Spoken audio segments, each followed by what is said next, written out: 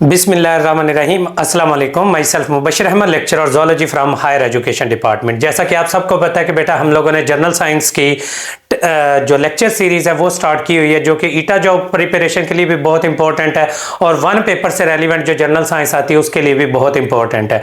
4 class से लेकर हम इंशाल्लाह 10th क्लास तक की जो जनरल साइंस है उसको इसके अंदर कवर करेंगे। तमाम चीज़ें, तमाम एस्पेक्ट्स जो कि पास्ट पेपर्स में भी आए हुए हैं और चैप्टर वाइज उनके लेक्चर्स हैं वो अपलोड हो रहे हैं। पहले 4th स्टैंडर्ड के हम लोगों ने 10 वीडियोज़ हैं ऐड कर दिए हैं, तो वो आप लोग हमारे चैनल के ऊपर MK प्रिपरेशंस के ऊपर चेक कर सकते हैं।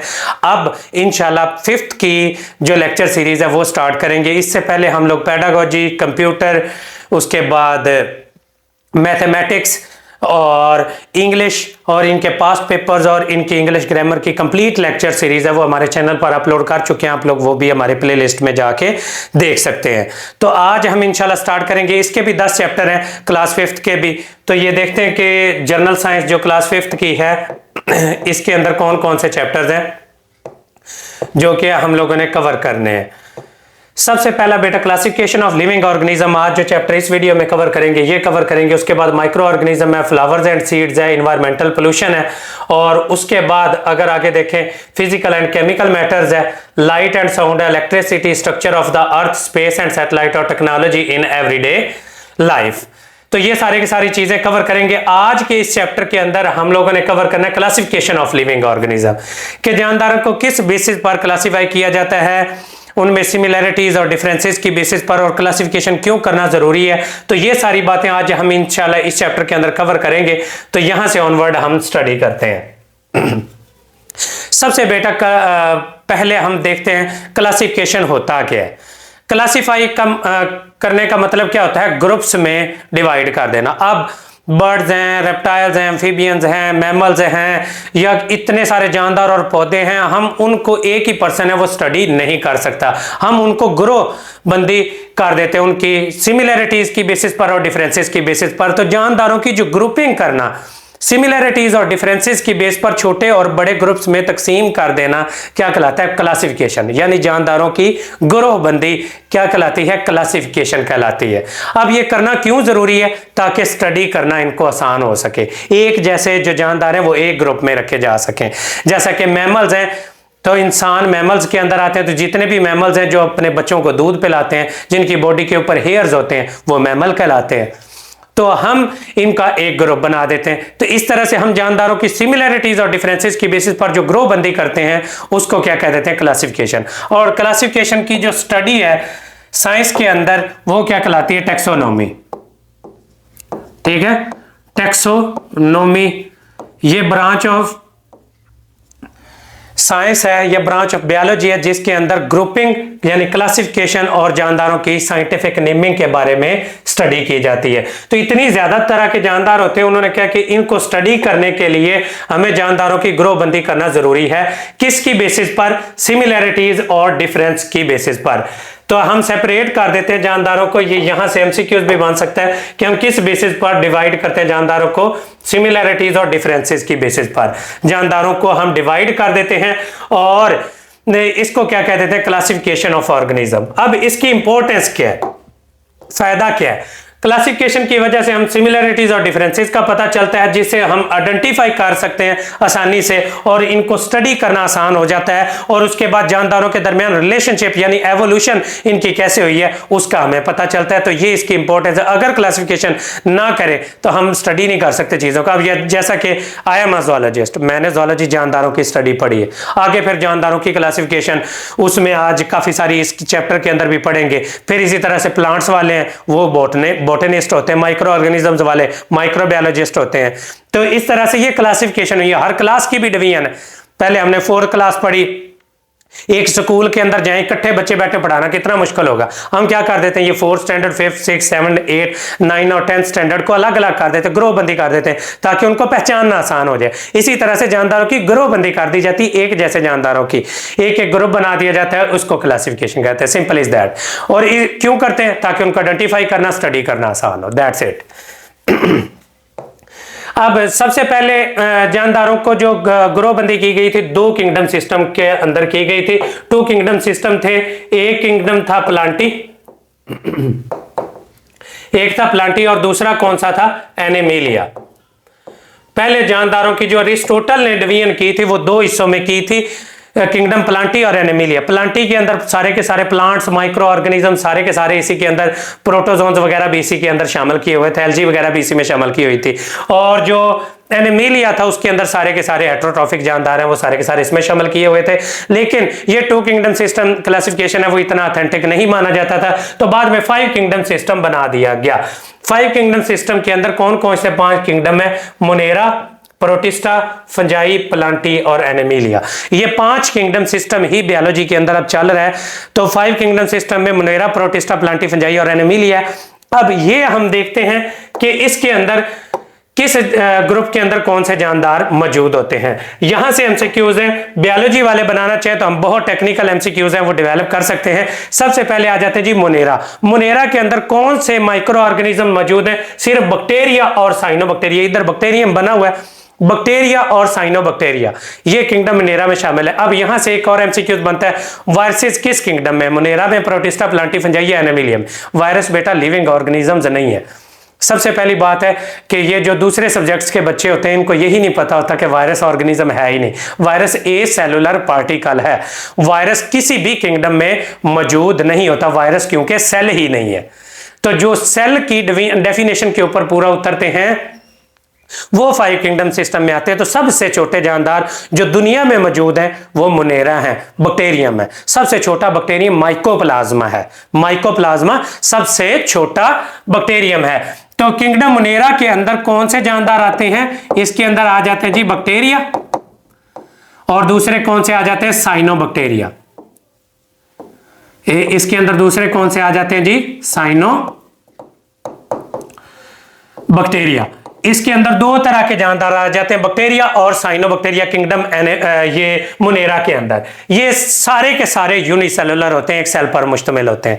अब आपसे कोई सवाल पूछ ले कि कौन सा ऐसा किंगडम है जिसमें सारे जानदार यूनिसेलुलर है, तो वो कौन सा होगा, मोनेरा। इसमें बैक्टीरिया या बैक्टीरियम और साइनोबैक्टीरिया ये कौन से ऐसे जानदार है जो दुनिया में हर जगह पर, गर्म चश्मों में, समंदरों की तहों में, पहाड़ों की चोटियों तक, जिस्म के हर पार्ट में जो मौजूद होते हैं वो बैक्टीरिया हैं, जो दुनिया के हर जगह पर मौजूद होते हैं। ये भी एमसीक्यू है, अगेन बैक्टीरिया है जो कि दुनिया में हर जगह पर मौजूद होते हैं। बैक्टीरिया प्रिपेयर, कुछ बैक्टीरिया अपनी खुराक खुद तैयार करते हैं, कुछ है दूसरे जानदारों से और डेड ऑर्गेनिज्म से हासिल करते हैं। कुछ ऑटोट्रॉफिक है, कुछ हेटरोट्रॉफिक है, कुछ कीमो ऑटोट्रॉफिक होते हैं। कुछ अपनी खुराक खुद तैयार करते हैं, कुछ डेड ऑर्गेनिज्म से अपनी खुराक हासिल करते हैं। तो सम बैक्टीरिया डिजीज काज करते हैं। अब पैथोजेनिक बैक्टीरिया वो होते हैं जो डिजीज काज करते हैं। ये टर्मिनोलॉजीज अगली क्लासेस में हम पढ़ते जाएंगे, ज़ाहिर 5th स्टैंडर्ड है तो इतनी हैवी टर्मिनोलॉजी यूज नहीं की है। मैं भी अभी बोलूंगा तो कई बच्चों को समझ नहीं आएगी। पैथोजेनिक बैक्टीरिया वो होते हैं जो बीमारियां फैलाते हैं। और ये आगे आ जाते हैं जी ऑटोट्रॉफिक बैक्टीरिया जो अपनी खुराक को तैयार करते हैं। हेटरोट्रॉफिक जो किसी दूसरे जानदार से हासिल करते हैं। डेड ऑर्गेनिज्म से जो खुराक हासिल करते हैं वो कौन से होते हैं। इसके अलावा नाइट्रीफाइंग, डीनाइट्रीफाइंग बैक्टीरिया वगैरह भी मौजूद होते हैं। तो ये बैक्टीरिया और साइनोबैक्टीरिया दो तरह के जानदार हैं अगर इसमें देखा जाए, और यूनिसेलुलर जानदार है वो किंगडम मोनेरा के अंदर शामिल होते हैं। आगे आ जाता है जी प्रोटिस्टा। प्रोटिस्टा के अंदर कौन से जानदार होते हैं, ये ज्यादातर पानी में पाए जाने वाले जानदार है। ये कहां पर पाए जाते हैं, ज्यादातर पानियों में पाए जाते हैं। इसमें एनिमल लाइक जानदार भी हैं, प्लांट लाइक भी हैं, फंजाई लाइक भी हैं। एनिमल लाइक के एग्जांपल क्या है, प्रोटोजोआ। प्लांट लाइक की एग्जांपल क्या है, एल्गी। फंजाई लाइक की क्या चीज है, स्लाइम मोल्ड और वाटर मोल्ड। यानी ये तीनों तरह के जानदार जो लाइक हैं, जो अगले सारे किंगडम है, फंजाई, प्लांटी और एनिमिलिया, उनके जैसे वैसे मिलते जुलते हैं, उनके साथ कुछ कुछ कैरेक्टरिस्टिक्स मिलते जुलते हैं, वो जानदार इसमें शामिल होते हैं। इसमें अमीबा, पैरामीशियम, ये जी एनिमल लाइक प्रोटिस्ट है, ये एल्गी प्लांट लाइक प्रोटिस्ट है। स्लाइम मोल्ड और वाटर मोल्ड देखा जाए, ये स्पाइरो जैरा वगैरह, पैरामीशियम वगैरह, ये सारे के सारे वन सेल पर मुश्तमिल होते हैं। कुछ एल्गी हैं वो मल्टी सेलुलर भी होती है, ये रिवर पॉन्ड्स ओशन में मौजूद होती है। एल्गी वगैरह ये ऑटोट्रॉफिक होती है। एल्गी सबसे बड़े प्रोड्यूसर्स हैं दुनिया के अंदर अगर देखा जाए तो। प्लांट्स सबसे बड़े प्रोड्यूसर नहीं, एल्गी सबसे बड़ा प्रोड्यूसर है। ये भी एमसीक्यूज बहुत इंपॉर्टेंट है और बच्चे प्लांट ही लगा के आते हैं कि largest producer in the world कौन से हैं, एल्गी है। तो एल्गी और फंजाइल प्रोटिस्ट इधर डिस्कस ही नहीं किए हुए, स्लाइम मोल्ड और वाटर मोल्ड वो भी प्रोटिस्टा के अंदर शामिल होते हैं। अमीबा, पैरामीशियम, यूग्लिना और उसके बाद स्पाइरोजेरा, स्लाइम मोल्ड, वाटर मोल्ड, ये सारे के सारे प्रोटिस्ट हैं। फंजाई कुछ एक सेल पर मुश्तमिल होती है जैसा कि यीस्ट एक सेल पर मुश्तमिल होती है, कुछ मल्टी सेलुलर होती है जैसा कि बाकी सारी की सारी फंजाई है। आप लोगों को कोई भी एग्जांपल इसके अंदर ये मोल्ड्स किसी तरह की भी मोल्ड है इसके अंदर बता सकते हैं। खुंबियां जितनी भी हैं, मशरूम्स वगैरह, वो सारी की सारी फंगस से ताल्लुक रखती हैं। ये डेड ऑर्गेनिक मैटर के ऊपर ग्रो करती हैं। ये एब्जॉर्प्टिव हेटरोट्रॉफ है, ये भी अपनी खुराक को तैयार नहीं करते, ये अपनी खुराक कहां से हासिल करते हैं? दूसरे डेड ऑर्गेनिक मैटर से खुराक हासिल करते हैं। ठीक है, यीस्ट माइक्रोस्कोपिक फंजाई है जो कि एक सेल पर मुश्तमिल होती है, ये वाहिद फंजाई है। और राइजोपस को ब्लैक ब्लड मोल्ड भी कहते हैं, ये भी एमसीक्यूज है। यूनिसेलुलर फंगस कौन सी है? यीस्ट है, और ये ब्रेड के ऊपर ग्रो हो जाती है। ये अम्ब्रेला लाइक जो होती है वो मशरूम होती है, ये रॉटन डेड मैटर्स के ऊपर ग्रो करती है। कुछ खाने के वाली भी होती है, कुछ इनमें से बीमारियां पैथोजेनिक भी होती है, कुछ क्या कहते हैं हम खाने के लिए भी इनको यूज करते हैं। ये भी क्या चीज है? डीकंपोजर्स हैं। डीकंपोजर का अगर एमसीक्यूज आए कि कौन कौन से जो ग्रुप हैं वो डीकंपोजर्स हैं, तो किंगडम नेरा में बैक्टीरिया और फंजाई, ये दुनिया में दो ही डीकंपोजर है, तो ये भी एमसीक्यूज है। तो ये इंपॉर्टेंट चीजें हैं जो मैं बार बार बोल रहा हूं, इसको अच्छे तरीके से सुन लीजिएगा जो इससे रेलिवेंट बन सकते हैं। Rhizopus, mushroom, black bracket fungi, yeast वगैरह, ये इसकी एग्जांपल है। कुछ मशरूम्स है वो खाई भी जाती हैं और कुछ पॉइजनस होती हैं, जिनको डेथ एंजल का नाम भी, एमिनीटा जैसा कि एक फंगस है उसको क्या कहते हैं? डेथ एंजल भी कहते हैं। वो खाएं तो बंदे की डेथ भी हो जाती है। प्लांटी के अंदर कौन से जानदार है? एक प्लांट को डिफाइन करना हो तो कैसे करते हैं? प्लांट मल्टी सेलुलर होते हैं, नंबर एक बात। ऑटोट्रॉफिक होते हैं, फोटोसिंथेटिक होते हैं। मल्टी सेलुलर, ऑटोट्रॉफिक, फोटोसिंथेटिक, तीन कैरेक्टरिस्टिक जर्नली याद कर लें। जो अपनी खुराक खुद तैयार करते हैं ऑटोट्रॉफिक होते हैं। क्लोरोफिल इनके अंदर मौजूद होता है, सेल वॉल इनमें मौजूद होती है, ये ज्यादातर ग्रीन कलर के होते हैं। फ्लावरिंग प्लांट, पाइन, फर्न्स और नॉन फ्लावरिंग प्लांट इसकी एग्जांपल है। एनिमल्स को डिफाइन करना हो तो कैसे करेंगे? हेटरोट्रॉफिक होते हैं, सेल वॉल नहीं होती, मल्टी सेलुलर होते हैं। सारे एनिमल्स मल्टी सेलुलर है, हेटरोट्रॉफिक है, सेल वॉल नहीं होती किसी भी एनिमल के अंदर। ठीक है, सेल वॉल किन में पाई जाती है? प्लांट्स में पाई जाती है और फंजाई में पाई जाती है, इनमें कुछ जानदारों में पाई जाती है और मनेरा में पाई जाती है। एनिमलिया के अंदर कभी भी सेल वॉल मौजूद नहीं होती। तो ये भी, और प्लांट्स एक जगह से दूसरी जगह मूव नहीं करते, एनिमल एक जगह से दूसरी जगह मूव कर सकते हैं, और इसमें रैबिट, डक वगैरह ये सारी की सारी इसकी एग्जांपल्स हो सकती हैं। आगे आ जाते हैं जी, classification of the plants. Plants का जो फ्लावरिंग प्लांट्स हैं उनको दो हिस्सों में डिवाइड करते हैं। एक होते हैं मोनोकोट प्लांट्स और एक होते हैं डाइकोट प्लांट्स। अब वो फ्लावरिंग प्लांट जिनका एक कोटिलेडन हो, जैसा कि चावल एक कोटिलेडन है, गंदम एक कोटिलेडन है, मकई एक कोटिलेडन है। एक कोटिलेडन वाले जो होंगे उनको क्या कहेंगे? मोनोकोटिलेडन्स। ये शुगर केन हो गया, वीट हो गया, राइस, बैम्बू प्लांट, मेज, ये एग्जांपल्स हैं। एग्जांपल्स याद कर लीजिएगा, इंपॉर्टेंट एमसीक्यूज है। डाइकोटिलेडन जैसा कि चना, मूंगफली, गुआवा के बीज, या ये सारे के मैंगो का जो गुठली के अंदर बीज होता है वो भी, उसके भी दो कोटिलेडन्स होते हैं। तो ये डाइकोट प्लांट होते हैं जिनके दो कोटिलेडन्स होते हैं। ये भी एमसीक्यूज हैं, इनकी एग्जांपल्स आप लोगों ने याद कर लेनी, जैसा कि आपको समझ आ गई होगी मोनोकोट और डाइकोट में क्या फर्क होता है।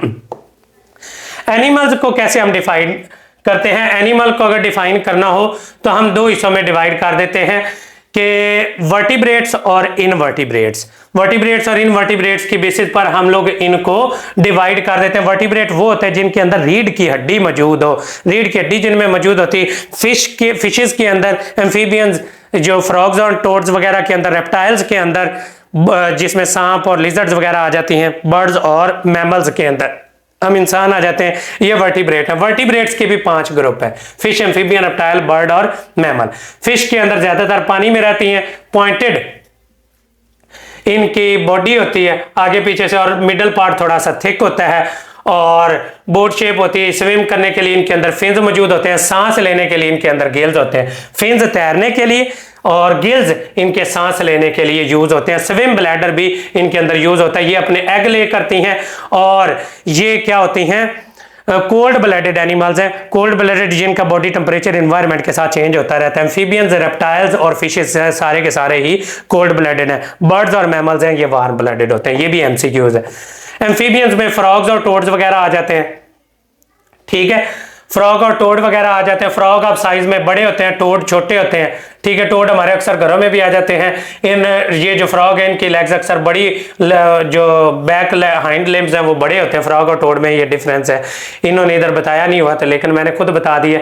ये लैंड के ऊपर रहते हैं, ये लंग्स और स्किन के थ्रू एस्पायर करते हैं। ये याद रखिएगा, इनका क्यूटेनियस रेस्पिरेशन भी होती है और ये अपने लंग्स के जरिए भी सांस लेते हैं। ये भी क्या होते हैं, कोल्ड ब्लडेड होते हैं। इनका बॉडी टेम्परेचर एनवायरनमेंट के साथ चेंज हो जाता है। फ्रॉग, टोड, सिलेमेंडर, न्यूट्स, ये एग्जांपल्स हैं किसकी, एम्फीबियंस की।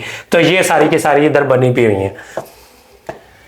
एम्फीबियंस पानी के बगैर नहीं रह सकते। एम्फीबियन को एम्फीबिया कहते ही ऐसे हैं क्योंकि ये डुअल लाइफ के अंदर होते हैं। Amphibians not flourish on the whole world, क्योंकि ये डेजर्ट के अंदर और स्नो वाली जगह पर नहीं रहते, क्योंकि इनका टेम्परेचर है वो कंट्रोल नहीं कर सकते, इनकी डेथ हो जाएगी।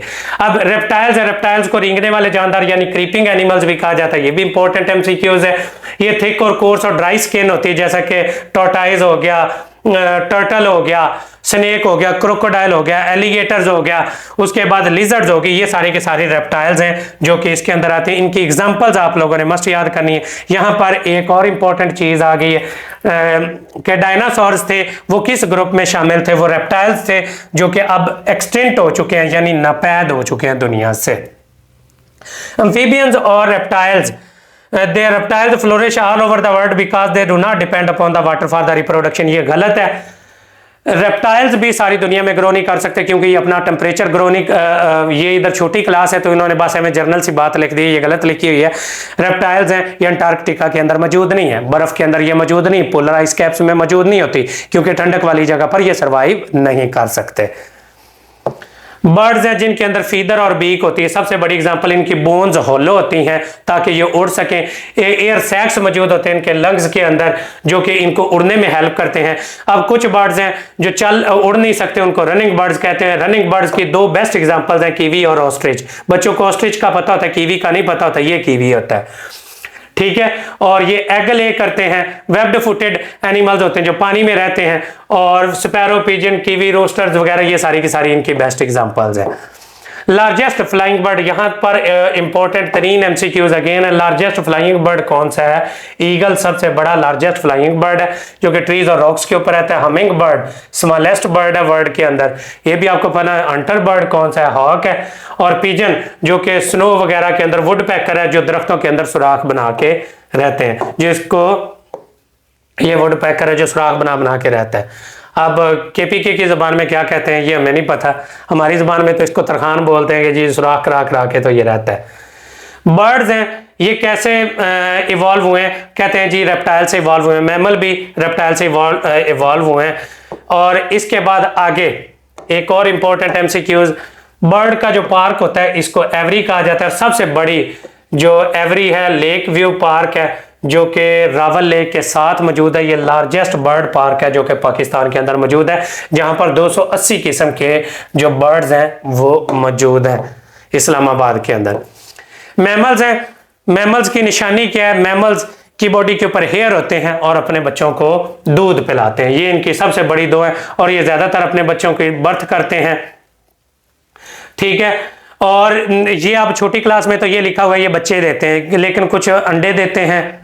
वो डकबिल प्लेटिपस है जो अंडे देने वाला मैमल है। और उसके बाद आगे आ जाता है जी कुछ पाउच्ड मैमल्स होते हैं जिनकी बॉडी के ऊपर थैली बनी होती है, जैसा कि कैंगरू वगैरह, बाकी हॉर्स, लायन, इंसान वगैरह, वो सारे के सारे मैमल्स के अंदर इंक्लूड है। यहाँ पर और इंटरेस्टिंग इंफॉर्मेशन आ गई और इंपॉर्टेंट, पोलर बियर्स ये कहाँ पर? स्नोई रीजन के अंदर मौजूद होते हैं, थिक कवर होता है, जैसा कि हमारे स्कर्दू रीजन के अंदर पोलर बियर्स है वो मौजूद है। एलिफेंट है वो हॉट क्लाइमेट में। बैट एक फ्लाइंग मैमल है, ये बैट को बच्चे बर्ड समझ बैठते हैं, जैसा कि डॉल्फिन को फिश समझ बैठते हैं, डॉल्फिन एक मैमल है, वेल भी एक मैमल है, वेल भी एक फिश नहीं है, ये एमसीक्यूज है। और कैंगरू है, ये एक्सटर्नल पाउच के अंदर अपनी ये क्या कहते हैं पाउच्ड मैमल है। और प्लेटिपस, डकबिल प्लेटिपस, ये मैंने आपको बताया एग लेइंग मैमल है, ठीक है, एग ले करता है ये, और उसके बाद अपने बच्चों को दूध भी पिलाता है। ये बहुत इंपॉर्टेंट एमसीक्यूज है जो मैंने आपको अभी एग्जांपल बताई है। बर्ड और मैमल्स सबसे बड़े वर्टिब्रेट के ग्रुप हैं और ये पेरेंटल केयर भी शो करते हैं। बाकी जो रेप्टाइल्स वगैरह एम्फीबियंस वगैरह हैं वो पेरेंटल केयर शो नहीं करते। ये वर्टिब्रेट का पोर्शन खत्म हुआ, आगे आ जाता है जी इनवर्टिब्रेट का पोर्शन। इनवर्टिब्रेट के अंदर बेटा 8-9 फाइलम्स है, protozoa, porifera, coelenterata, platyhelminthes, nematoda, annelida, mollusca, echinodermata, hemichordata और कॉर्डेटा। ये बायोलॉजी के अंदर हम लोग सारे पढ़ाते हैं।